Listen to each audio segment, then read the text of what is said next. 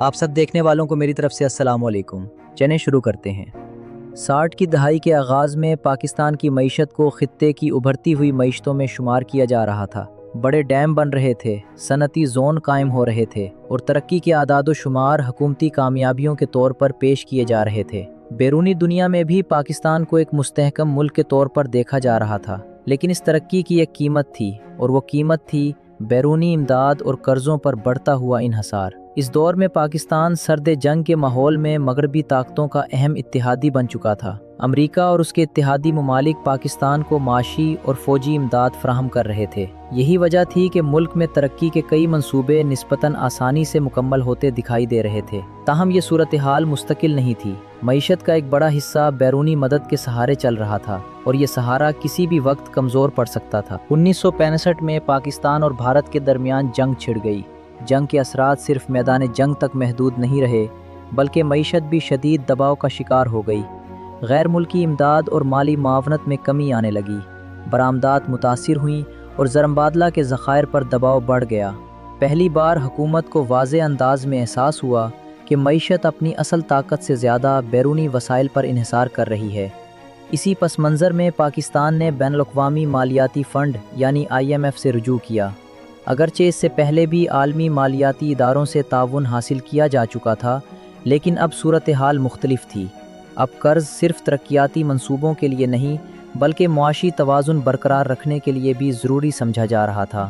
یہ ایک ایسا مرحلہ تھا جس نے آنے والے برسوں کی سمت متعین کر دی۔ جنگ کے بعد اگرچہ کچھ معاشی سرگرمیاں بحال ہوئیں، لیکن ملک کے اندر ایک اور بڑا مسئلہ جنم لے رہا تھا۔ مشرقی اور مغربی پاکستان کے درمیان معاشی فرق بڑھتا جا رہا تھا۔ مشرقی پاکستان کی آبادی زیادہ تھی اور وہ برآمدات کے ذریعے ملکی خزانے میں بڑا حصہ ڈال رہا تھا، لیکن وہاں کے عوام کو محسوس ہوتا تھا کہ ترقی کے ثمرات یکساں طور پر تقسیم نہیں ہو رہے۔ یہ احساس وقت کے ساتھ ساتھ سیاسی مطالبات میں تبدیل ہونے لگا۔ 1968 میں ایک معاشی بحث نے پورے ملک کی توجہ حاصل کی۔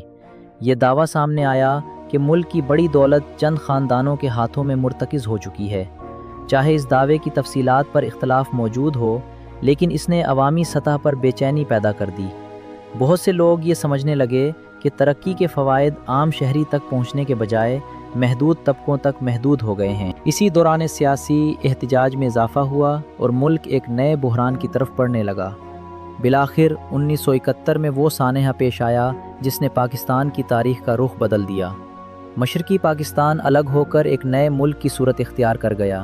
یہ صرف جغرافیائی نقصان نہیں تھا، بلکہ معاشی اعتبار سے بھی پاکستان کو ایک بڑا دھچکا لگا۔ ملک کی برآمدات، صنعتی منصوبہ بندی اور معاشی ڈھانچے کو نئے سرے سے ترتیب دینا پڑا۔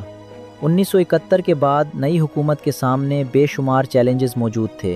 ایک طرف جنگ کے اثرات تھے، دوسری طرف معیشت کو دوبارہ کھڑا کرنے کی ذمہ داری۔ اسی پس منظر میں بڑے پیمانے پر قومیانے کی پالیسی اپنائی گئی۔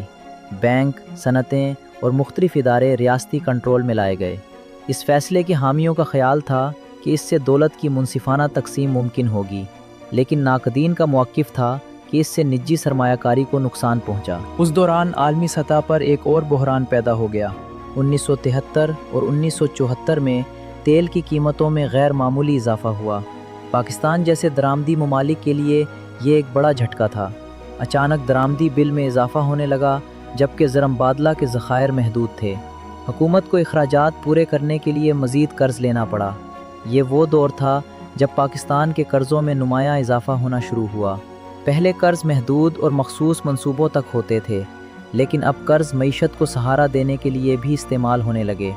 ہر نئے بحران کے بعد ایک نئے قرض کی ضرورت محسوس کی جاتی تھی۔ وقتی طور پر مسائل حل ہو جاتے، لیکن مجموعی قرض کا بوجھ بڑھتا رہتا۔ اسی دوران ایک اور اہم تبدیلی رونما ہوئی۔